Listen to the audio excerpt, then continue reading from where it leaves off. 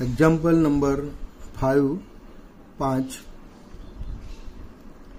A fire occurred in the shop which known as Heaven of Sri Lotus on 22 October 2011, destroying the stock.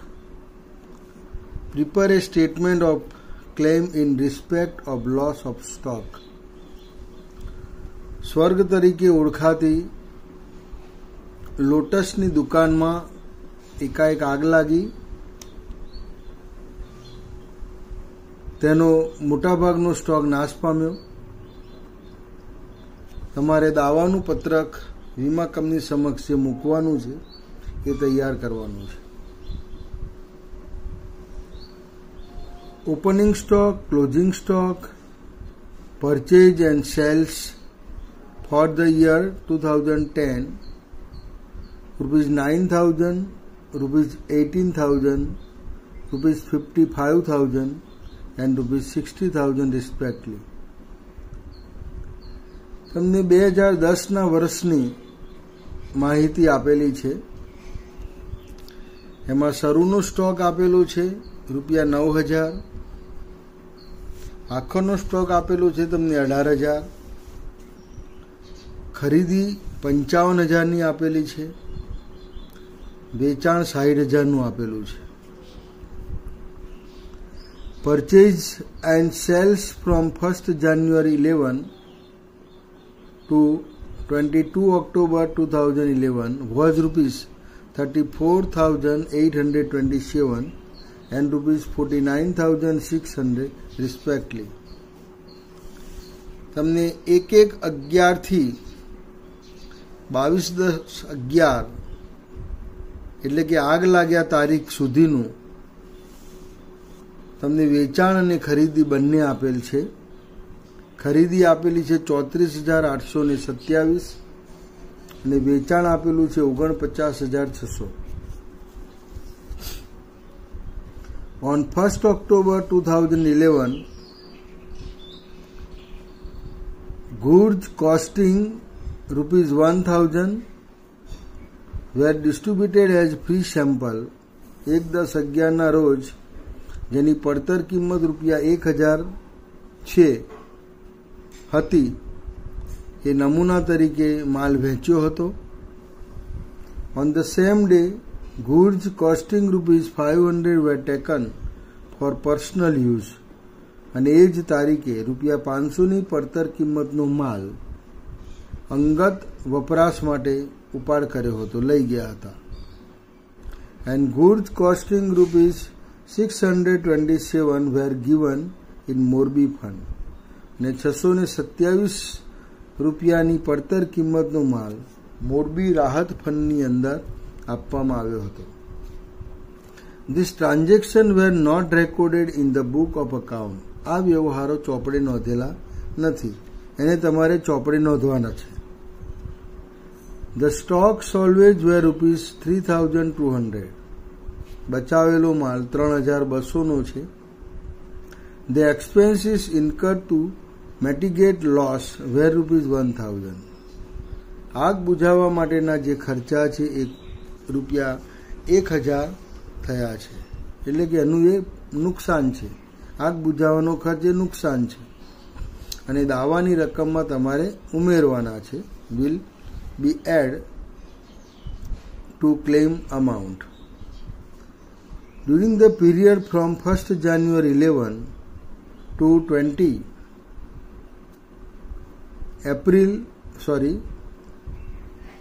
May 11, the clerk Shri Sudhir Nayak has misappropriated cash sales of rupees 20 every week.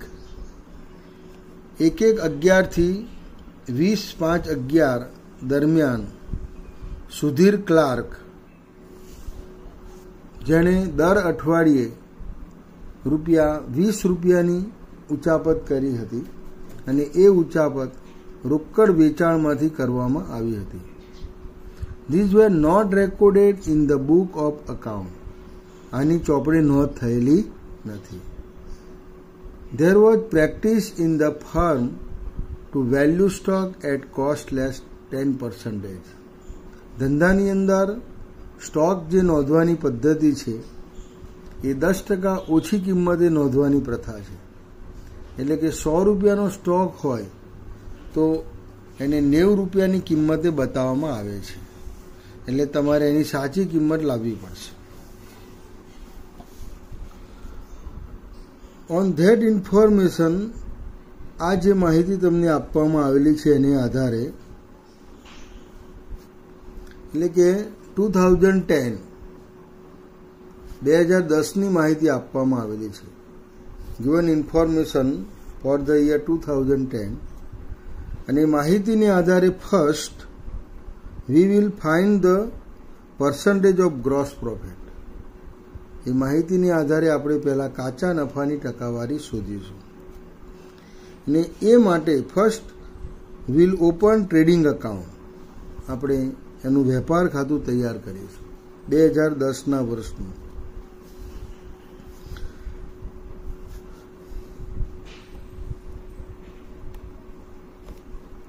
First, we prepare trading account for the year ended on 31st December 2010.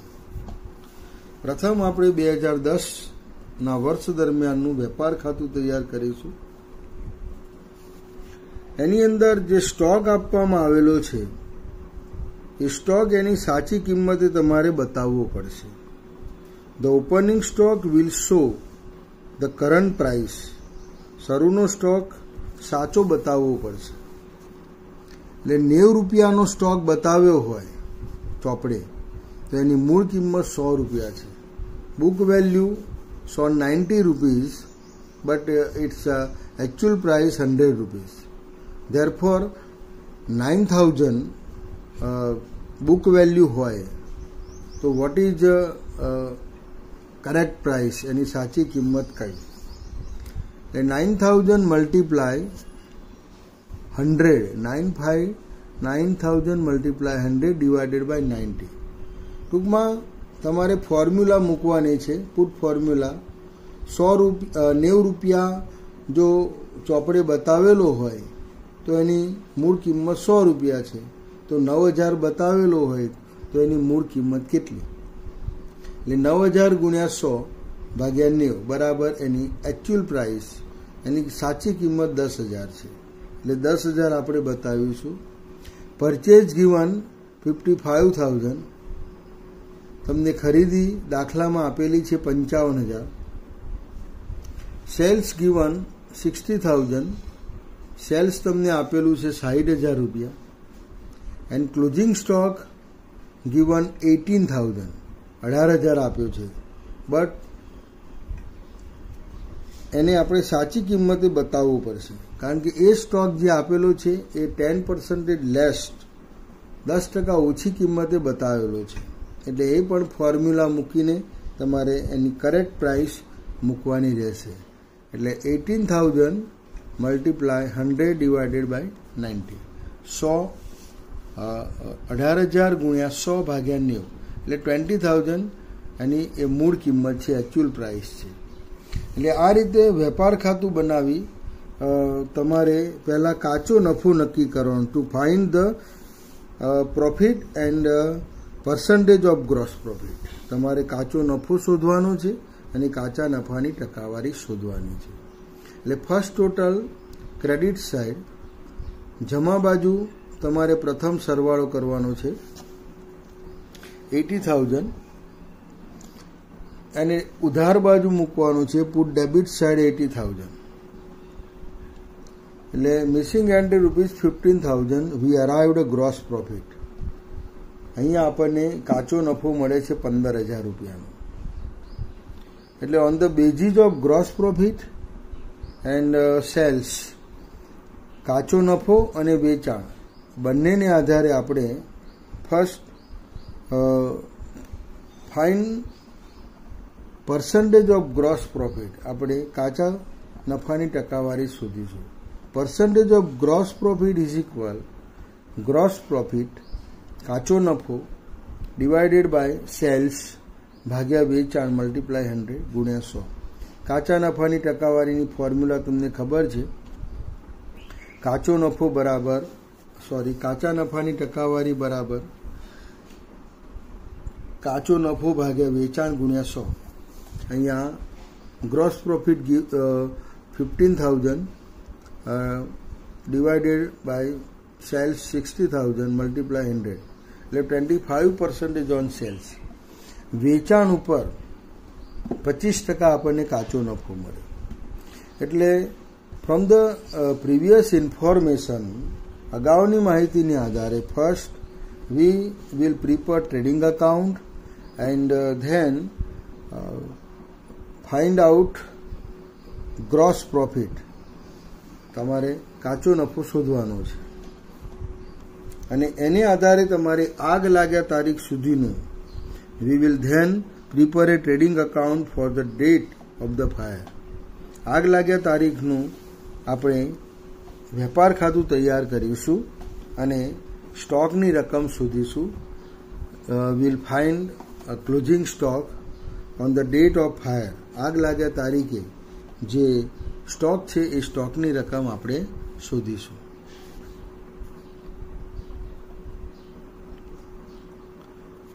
ગુજરાતીમાં વેપાર ખાતું બનાવવાનું છે. શરૂનો stock 9,000 ગુણ્યા 100 ભાગ્યા 90 એટલે 10,000ની કિંમત. ખરીદી 55,000, વેચાણ જમા બાજુ 60,000, આખરનો સ્ટોક સુધારવાનો છે 18,000 ગુણ્યા 100 ભાગ્યા 90 20,000, જમા બાજુનો સરવાળો કરવાનો છે 80,000, ઉધાર બાજુ 80,000 મૂકી કાચો નફો શોધવાનો છે 15,000. કાચો નફો અને વેચાણને આધારે કાચા નફાની ટકાવારી તમારે શોધવાની છે.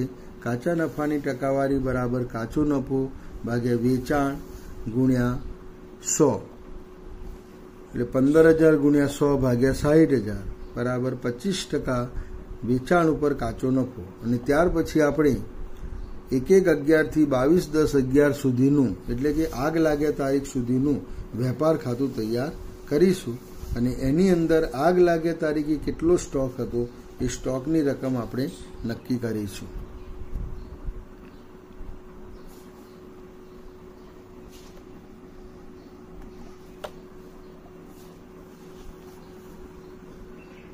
Purchase and sales from 1st January 11 to 22 October 11 was rupees 34,827 and rupees 49,600. 1/11 થી 22/10/11 સુધી ખરીદી અને વેચાણ તમને આપી દીધેલું છે. ખરીદી છે 34,827 અને વેચાણ 49,600. એ વેપાર ખાતાની અંદર આપણે મૂકીશું. Trading account 1st January 11 to 22 October 11.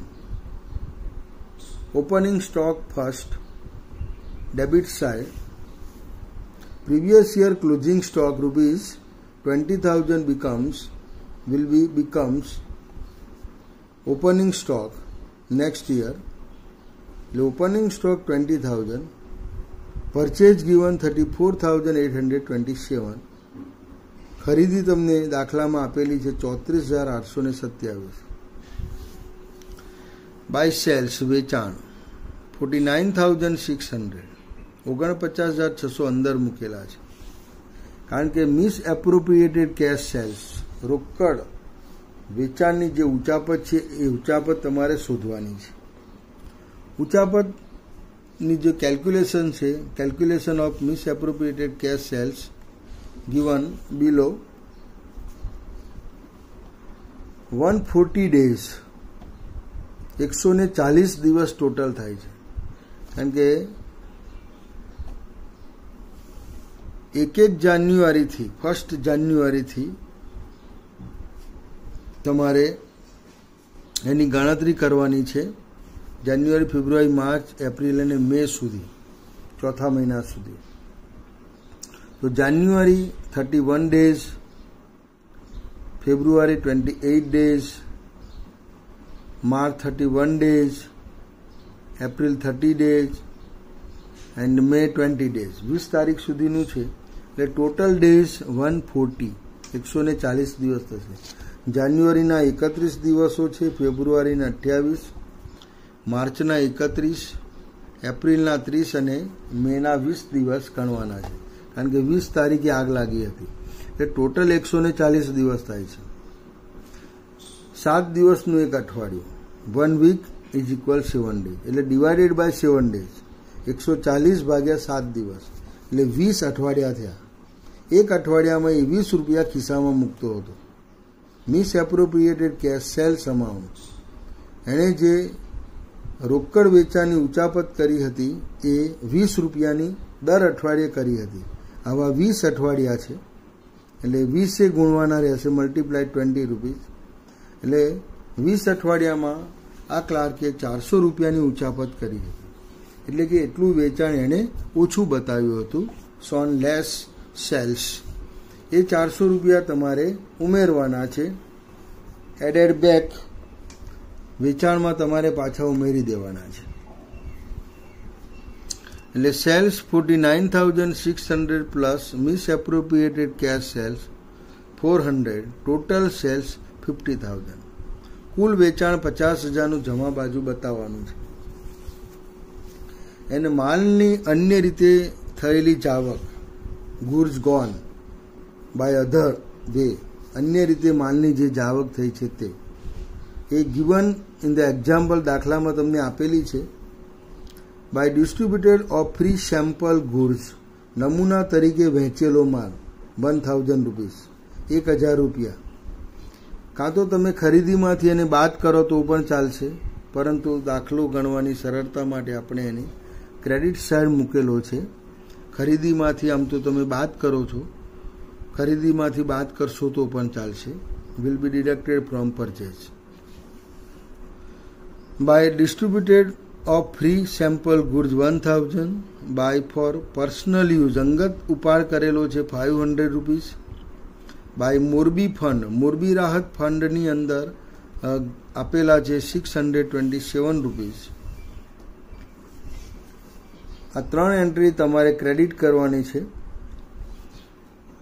And on the basis of total sales 50,000 and as calculation percentage of gross profit 25, 25% જે તમે કાચો નફો શોધ્યો છે, ગણતરી કરી છે, એને આધારે અહીંયા આપણે ડેબિટ સાઇડ કાચો નફો મૂકીશું. To gross profit 25% on sales, વેચાણ ઉપર કાચો નફો 25% આપેલો છે, આપણે ગણતરી કરેલી છે એજ કેલ્ક્યુલેશન. તો 50,000ના 25%, 25% ઓન 50,000, અહીંયા 50,000 જે આપેલા છે એના 25% કાચો નફો 12,500 ડેબિટેડ ટ્રેડિંગ અકાઉન્ટ, વેપાર ખાતે તમારે ઉધારવાનું છે. End total first debit side 67,327, ઉધાર બાજુનો સરવાળો આવશે 67,327. પુટ ક્રેડિટ સાઇડ અને જમા બાજુ મૂકો and find out missing entry, તફાવતની રકમ તમે શોધો 15,200, 15,200 રૂપિયા બાય ક્લોઝિંગ સ્ટોક, આખર stock on the date of fire, આગ લાગ્યા તારીખે 15,200નો આખર સ્ટોક હતો. એટલે આ રીતે કેટલીક વખત તમારે 2 વર્ષના વેપાર ખાતા બનાવવાના હોય છે. Previous year trading account end current year on the date of fire, આગ લાગ્યા તારીખ સુધીનું ચાલુ વર્ષનું વેપાર ખાતું તમારે તૈયાર કરવાનું હોય છે. And next statement of claim, દાવાનું પત્રક, closing stock at the fire occur, આગ લાગ્યા તારીખે સ્ટોક જે આપણે નક્કી કર્યો છે 15,200, 15,200. લેસ સ્ટોક સોલ્વેજ, બચાવેલો સ્ટોક દાખલામાં તમને આપેલો છે, given in the example 3,200 will deduct from 15,200. 15,200 માંથી 3,200 રૂપિયા તમારે બાદ કરવાના છે, કારણ કે એટલો સ્ટોક તમે બચાવી લીધેલો છે. આગ લાગ્યા તારીખે 15,200 હતો અને 3,200નો બચાવ, એટલે ટોટલી ડિસ્ટ્રોય સ્ટોક 12,000. એની અંદર આગ બુઝાવવાના ખર્ચા વીમા કંપની મંજૂર આપે છે. એટલે એક્સપેન્સીસ ટુ મિટિગેટ ફાયર, આગ બુઝાવવાના ખર્ચા 1000 તમારે ઉમેરવાના છે. અમાઉન્ટ ઓફ ક્લેમ, દાવાની રકમ 13,000, 13,000 રૂપિયા.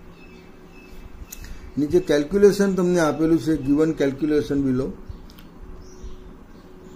હમણાં સમજાવ્યું એ પ્રમાણે 140 ડેઝ, જાન્યુઆરી, ફેબ્રુઆરી, માર્ચ અને એપ્રિલ 20 ડેઝ ડિવાઇડેડ બાય 7 એટલે 20 week. Misappropriated 20 week multiply 20 rupees 400. Actual stock price, ખરેખર સ્ટોકની કિંમત જે બતાવવાની છે તે શોઈંગ ઇન ટ્રેડિંગ અકાઉન્ટ, વેપાર ખાતામાં જે સ્ટોક તમે બતાવ્યો છે, એટલે કે દાખલામાં તમને જે આપેલો છે એટ બુક વેલ્યુ, એ કિંમત તમારે મૂકવાની છે. Multiply 100 divided by 100 minus 10%, 100 minus 10%. જો 5% હોત તો 5% માઇનસ થાય, અને એ રીતે એનું કેલ્ક્યુલેશન થાય. ખરેખર સ્ટોકની કિંમત બરાબર વેપાર ખાતામાં બતાવેલી કિંમત ગુણ્યા 100 ભાગ્યા 100 માઇનસ 10%, એટલે actual stock price shown in trading account multiply 100 divided by 90. Opening stock, શરૂનો સ્ટોક 9000 બતાવેલો છે, ગુણ્યા 100 ભાગ્યા 90, 9000 multiply 100 divided by 90, 10,000. Closing stock, આખરનો સ્ટોક 18,000 મલ્ટીપ્લાય 100 ડિવાઇડેડ બાય 90 એટલે 20,000. પડતર કિંમત 100 છે પણ માઇનસ લેસ 10 રૂપિયા, એટલે બુક વેલ્યુ 90 રૂપીસ. ચોપડામાં તમે 90 રૂપિયાની કિંમતે બતાવેલો છે. આમ આ રીતે એની ગણતરી કરવામાં આવશે.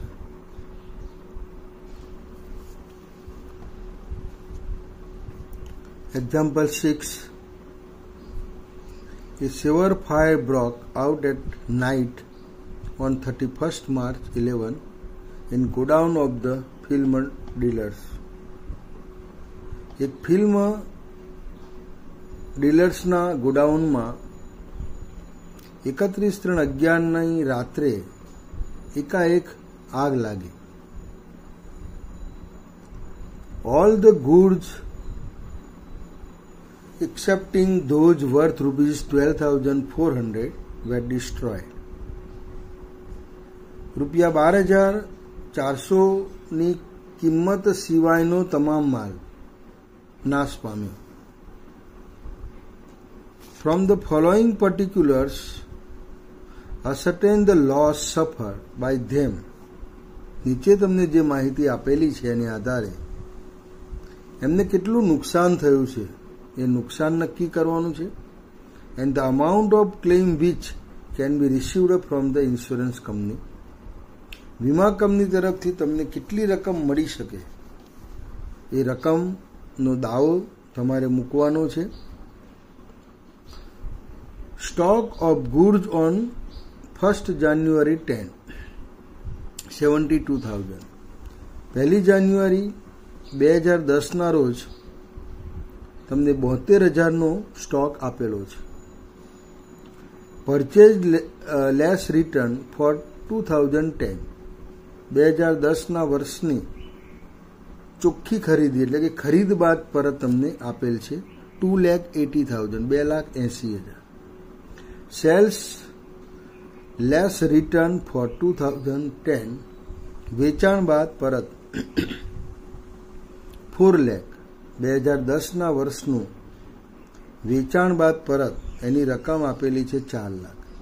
સ્ટોક ઓન 31st December 2010, 31/12/10ના રોજનો સ્ટોક તમને આપવામાં આવેલો છે 45,000. Purchase less return up to 31st March 11, ખરીદ બાદ પરત 31/3/11 સુધીનું તમને આપેલું છે 2,92,000, 2,92,000. આગ લાગી છે 31/3/11ના રોજ. Fire broke at night 31st March 11, એટલે ત્યાં સુધીનું તમને ખરીદી અને વેચાણ બંને આપેલું છે. Sales return up to 31 March 11, વેચાણ બાદ પરત 3,20,000, 3,20,000. એટલે તમને 2 વર્ષની માહિતી આપેલી છે. Information given 2 years, previous years end current years, અગાઉના વર્ષની અને આગ લાગ્યું એ વર્ષની 2 વર્ષની માહિતી આપેલી છે. The closing stock was always valued at cost price less 10%. Stock હંમેશા એની જે મૂળ કિંમત છે 100 રૂપિયા એમાં 10% ઓછી કરીને રકમ બતાવવામાં આવે છે. એટલે કે સ્ટોક ચોપડે જે નોંધવાની પદ્ધતિ છે પડતર માઇનસ 10%. 100 રૂપિયાનો સ્ટોક તમે 90 રૂપિયાની કિંમતે બતાવો છો. એટલે તમારે સ્ટોકને સાચી કિંમતે બતાવવાનો છે. And the goods are under insured to the extent of 20% of its cost price. સ્ટોકનો જે વીમો લેવામાં આવેલો છે એની પડતર કિંમતથી 20% ઓછી કિંમતે લેવામાં આવેલો છે. If insurance policy were taken for double the amount of cost price of goods, what would be the difference in the amount claim. જો સ્ટોકનો વીમો ડબલ લેવામાં આવ્યો હોય, એની પડતર કિંમત કરતાં ડબલ કિંમતે લેવામાં આવ્યો હોય તો વીમાની રકમમાં શું તફાવત ઊભો થાય? Given information, first we will find the percentage of gross profit. આપેલી જે માહિતી છે એને આધારે પ્રથમ આપણે કાચા નફાની ટકાવારી શોધીશું. અને આ માટે first we'll open trading account to find the profit and percentage of gross profit. પ્રથમ આપણે વેપાર ખાતું તૈયાર કરીશું અને કાચો નફો અને કાચા નફાની ટકાવારી શોધીશું.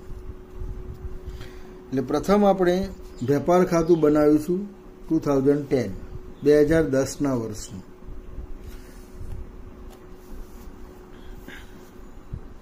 ટ્રેડિંગ અકાઉન્ટ વેપાર ખાતું from 1st January 10 to 31st December 10, 1/1/2010 થી 31/12/2010 સુધીનું. ઓપનિંગ સ્ટોક શરૂનો stock given 72,000 at book value, 72,000 ચોપડા કિંમતે આપેલો છે પણ એની કિંમત રોંગ છે. એટલે the opening stock will show the current price, correct price. The opening stock will show the correct price. એની સાચી કિંમતે તમારે બતાવવું પડશે. એ સાચી કિંમતે બતાવવા માટે તમારે ફોર્મ્યુલા મૂકવાની છે, પુટ ફોર્મ્યુલા. ઇફ 190, જો 90 બતાવેલા હોય તો કરેક્ટ પ્રાઇસ 100, એની કિંમત સાચી 100 છે. Therefore 72,000 what is correct price, એની સાચી કિંમત કઈ? એટલે 72,000 મલ્ટીપ્લાય 100 ડિવાઇડેડ બાય 90, 90 વડે તમારે એને ભાગવાના છે. એટલે એની સાચી કિંમત 80,000 છે. 80,000 correct price. To purchase given 2,80,000. ખરીદી તમને આપેલી છે દાખલામાં 2010ની, 2010 years 2,80,000. And sales given 4 lakh rupees. વેચાણ તમને 4 લાખ રૂપિયાનું આપેલું છે. By closing stock given at book value 45,000 rupees. ચોપડા કિંમત 45,000 છે બટ કરેક્ટ પ્રાઇસ એની જે સાચી કિંમત છે તે 50,000 છે, 50,000 છે. 45,000 મલ્ટીપ્લાય 100 ડિવાઇડેડ બાય 90, 45,000 ગણ્યા 100 ભાગ્યા 90 એટલે 50,000 એ એનો આખર સ્ટોક સાચી કિંમતનો છે. કારણ કે 10% ઓછી કિંમતે બતાવેલો છે, -10% લેસ ઓન, એટલે તમારે એને કરેક્ટ પ્રાઇસે બતાવવો પડશે. એટલે the closing stock will show the correct price. આખરનો સ્ટોક પણ તમારે સાચી કિંમતે બતાવવાનો છે. And now close trading account. વેપાર ખાતું બંધ કરીશું. First total credit side 4,50,000, put debit side 4,50,000, missing entry 90,000 gross profit. Gross profit કાચો નફો આવ્યો 90,000 રૂપિયા. કાચો નફો અને વેચાણને આધારે gross profit and sales price. First we find rate of gross profit. કાચા નફાનો દર શોધીશું. Rate of gross profit is equal gross profit divided by sales multiply 100. કાચા નફાની ટકાવારી બરાબર કાચો નફો ભાગ્યા વેચાણ ગુણ્યા 100. 90,000 divided by 4 lakh multiply 100. 22.5%. 22.5%. Closing stock માટે કોસ્ટ પ્રાઇસ 100 લેસ 10%, એટલે કે 10. વેલ્યુ પ્રાઇસ ચોપડે કિંમત બુક વેલ્યુ 90 રૂપિયા. ઓપનિંગ સ્ટોક શરૂના સ્ટોકની correct price 72,000 multiply 100 divided by 9. શરૂના સ્ટોકની સાચી કિંમત 72,000 ગુણ્યા 100. ટૂંકમાં તમારે 100એ કોઈ પણ સ્ટોકને ગુણી નાખવાનો અને જેટલી કિંમત ઓછી બતાવી છે 10% ઓછી બતાવી છે તો નીચે 100માંથી 10 બાદ કરવાના. 5% કિંમત નીચે બતાવી છે તો 100માંથી 5 તમારે નીચે બાદ કરવાના, એટલે નીચે 95 બતાવવાના. જો 20% ઓછી બતાવી છે તો 100 - 20 એટલે નીચે 80 બતાવવાના. એટલે એ રીતે તમારે કેલ્ક્યુલેશન કરવાનું રહેશે. 80,000. ક્લોઝિંગ સ્ટોક આખરનો સ્ટોક 45,000 મલ્ટીપ્લાય 100 ડિવાઇડેડ બાય 90, એટલે એની કરેક્ટ પ્રાઇસ 50,000. એન્ડ નેક્સ્ટ હવે આપણે પછીના વર્ષનું વેપાર ખાતું બનાવીશું. We will then prepare a trading account for the date of the fire. આગ લાગ્યા તારીખનું આપણે વેપાર ખાતું બનાવીશું. 1st January 11 to 31st March 11. અહીંયા 11 સુધારી દેજો. 2010 છે ત્યાં 2011 કરી દેજો. Opening stock previous year closing stock next year becomes opening stock 50,000. Purchase given 2,92,000. દાખલામાં તમને ખરીદી આપી દીધેલી છે 2,92,000. બાય સેલ્સ વેચાણ તમને આપી દીધેલું છે 3,20,000. તમને વેચાણ 3,20,000 આપેલું, એટલે જમા બાજુ મૂકી દો. કાચા નફાની ટકાવારીને આધારે ગ્રોસ પ્રોફિટ તમારે મૂકવાનો છે. Debit side put gross profit on the basis of rate of gross profit. કાચા નફાની ટકાવારીને આધારે કાચો નફો મૂકવાનો છે 22.5% on 3,20,000. 3,20,000 ઉપર 22.5% તમારે કાચો નફો મૂકવાનો છે. અહીંયા ઉપર તમે ટકાવારી જે શોધેલી છે 22.5 એની ઉપર એને આધારે, એટલે કે 3,20,000 અને 22.5ને આધારે તમારે કાચો નફો અહીંયા મૂકવાનો છે 72,000. Debit side gross profit 72,000. And first total debit side 4,14,000, 4,14,000. Put credit side 4,14,000 and missing entry 94,000. Closing stock on the date of fire આગ લાગ્યા તારીખે 94,000નો સ્ટોક હતો.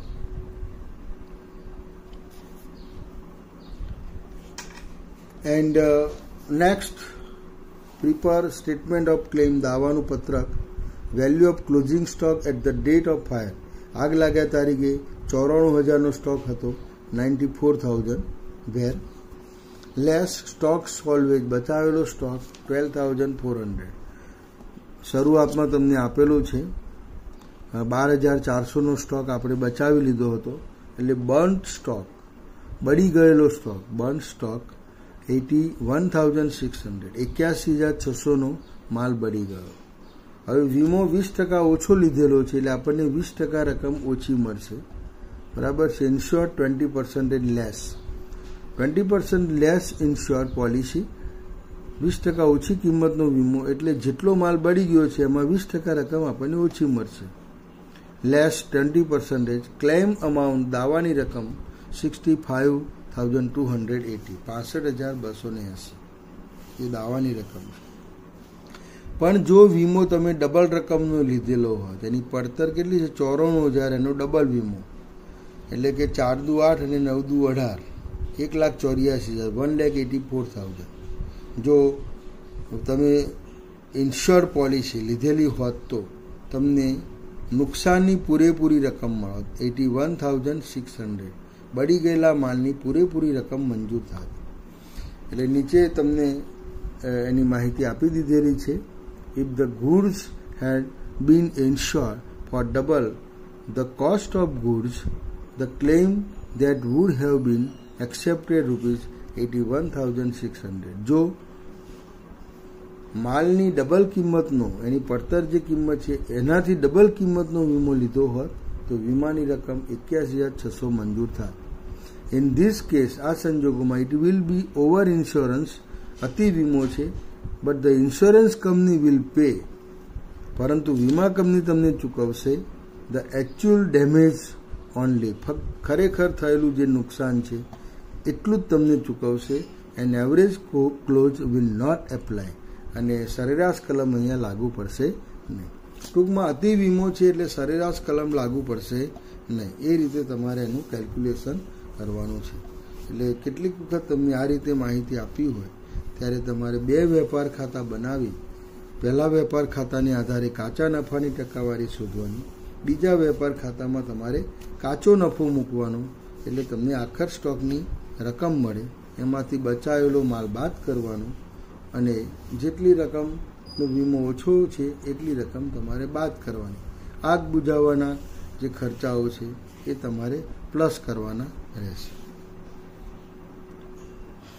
આ બંને દાખલા સારા છે, પરીક્ષામાં પૂછાય એવા છે, તૈયાર કરજો. બાય.